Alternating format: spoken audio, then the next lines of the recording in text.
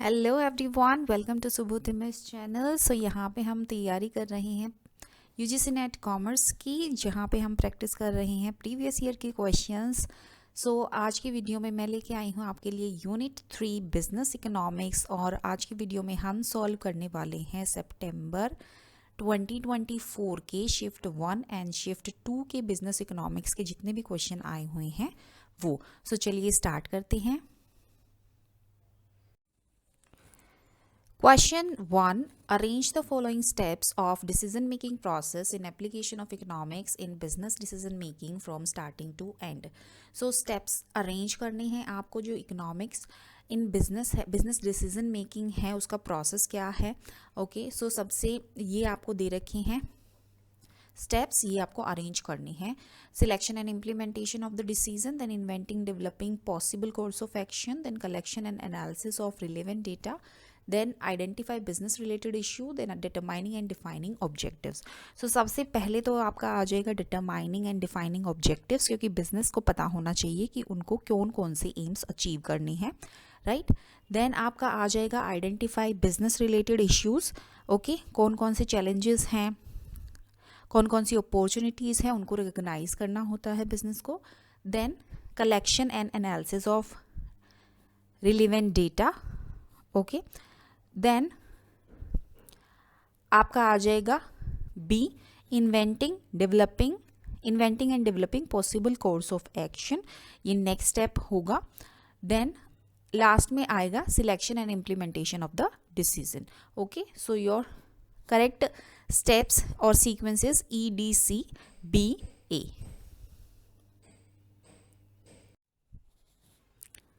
Question number 2. Which among the following is the correct value of the income elasticity of petrol consumption from the following information? Income elasticity निकालनी है। The government announces a 10% dearness allowance to its employees. As a result, उनकी जो average monthly salary है वो 20,000 से 22,000 हो गई है। सो पे हाइक की वजह से उन्होंने मंथली पेट्रोल कंजप्शन जो है वो इंक्रीज़ हो गया है। 150 लीटर पर मंथ से इंक्रीज़ कितना हो गया, 165 पर मंथ। सो अगर मैं बात करूँ यह सैलरी इंक्रीज़ की, सो परसेंटेज में निकालनी होती है हमें। सो 22,000 हुई है, सो 2,000 का इंक्रीज़ आया है कितने पे, 20,000 पे। सो कितना परसेंट हो गया, ये 10% हो गया, right. Then 150 litre consumption petrol का था, अब 165 हो गया है, तो कितना इंक्रीज़ हुआ, कितने पे इंक्रीज़ हुआ, 150 पे। ठीक है। So this will also 10% increase हुआ। ठीक है। सो इनकम इलास्टिसिटी कैसे निकालते हैं हम? Income elasticity is equal to percentage change in quantity demanded divided by percentage change in income, right? So कितने परसेंटेज चेंज हुआ, 10% का, इसमें भी 10% का। सो आपका आंसर आ गया 1। Option number 2 is the correct answer. Question number 3. Which of the following are true about the equilibrium of the industry in long run under perfect competition? So इनमें से कौन कौन सा ट्रू है लॉन्ग रन में perfect competition के under? The long run supply and demand for the product in the industry should be in equilibrium. Yes, this is true. Then all the firms in the industry should be long run equilibrium by equating price with long run marginal cost. This is also true. Then there should be tendency for the new firm to enter the industry or for the existing firms to leave it. No, this is not true. Then option number D, the firms are earning zero economic profits with price being equal to long run minimum average cost. So this one, option number D is also true. Super profits तो होते नहीं है long run में, right. So option number D, the firm would not have adjusted their size of plant when there is long run equilibrium.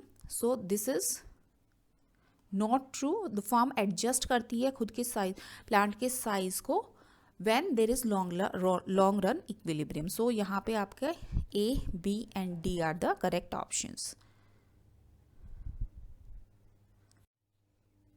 Question number 4. Which among the following are the key aspects determinants for an equilibrium under monopolistic competition? Monopolistic competition के under इस जो की aspects हैं उन उसके तो जो options दे रखे हैं आपको उनमें से कौन कौन से हैं ये आपको बताना है. So the mobility of factors of production, this is not the key aspect. Then the price, yes, this is the key aspect. Then imperfect knowledge about the market, no perfect knowledge of the market honi chahiye, this is also wrong. Then the nature of the product, this is also the key aspect. Then the amount of advertising outlay, this is also the key aspect. So B, D and E are the correct options. Question number 5. Which one of the following is the correct assumption of law of diminishing return to a variable input? First one, labor and capital are the only variable inputs. So labor and capital are the variable inputs, but they are not the only variable inputs. So this is wrong. The unit of labor and capital are homogeneous. This is also wrong. Then the state and technology is not given. No, it is given. So this is also wrong. Then 4 input prices are given. This is correct. So option number 4 is the correct option. Question number 6. Which one of the following is not a basic property of indifference curve? Indifference curve की कौन सी basic property नहीं है? So indifference curve slope downwards to the right होते हैं. This is correct. Indifference curve of imperfect substitutes are convex to the origin. This is also correct. Then upper indifference curves indicate a higher level of satisfaction. This is also true. Then option 3, indifference curve either intersect or are tangent to one another. This is wrong. This is not a basic property of indifference curve. Option number 3. Question number 7. Which one of the following is not true about the relationship between average cost and marginal cost? Okay. So MC curve intersect करती है AC curve को at its minimum. This is true. Then when AC is constant, AC कभी constant नहीं होती है MC और AC के relationship पे में. So this is not true. This is your wrong option. So MC is falling, the rate of fall in MC is greater than that of AC. This is true. Then when MC increases, AC also increase but at a lower rate. However, there is a range of output where MC begins to increase, where AC continue to decrease. This is also true. So option number 3 is wrong. Question number 8. The price of 1 kg of tea is 30. At this price, 5 kg of tea is demanded. If the price of coffee rises from rupees 25 to 35 per kg, the quantity demanded for tea rises from 5 kg to 8 kg. Find the cross price elasticity of tea. Okay, so cross price elasticity जो आपकी होती है, cross price elasticity Q2 minus Q1 upon में Q1, then P2 minus P1 upon में P1.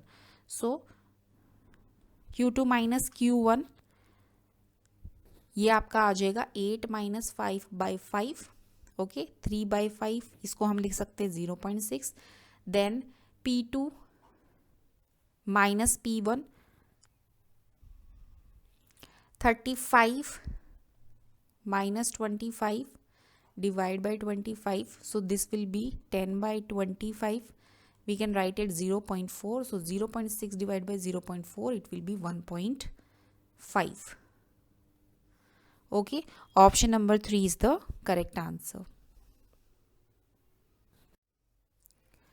Question number 9. The supply function is given as Q is equal to minus 100 plus 10p. Find the elasticity of supply using point method when price is rupees 15. So सबसे पहले p की value रख के हम यहाँ पे क्या निकाल लेते हैं, q की वैल्यू निकाल लेते हैं.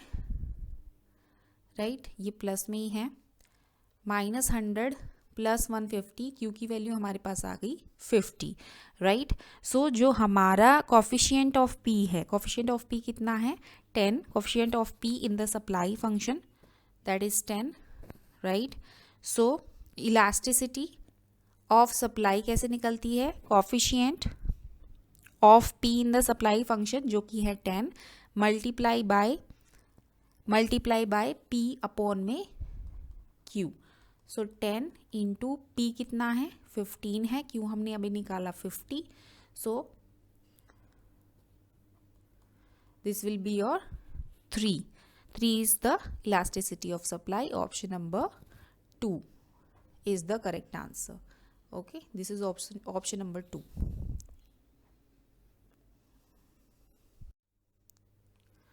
So thank you so much, that's all for today. ऐसे ही मैं आपके लिए प्रैक्टिस क्वेश्चन लेके आती रहूँगी. अगर आपको कंटेंट अच्छा लग रहा है, प्रेजेंटेशन अच्छी लग रही है, please do like share and subscribe my channel. Thank you.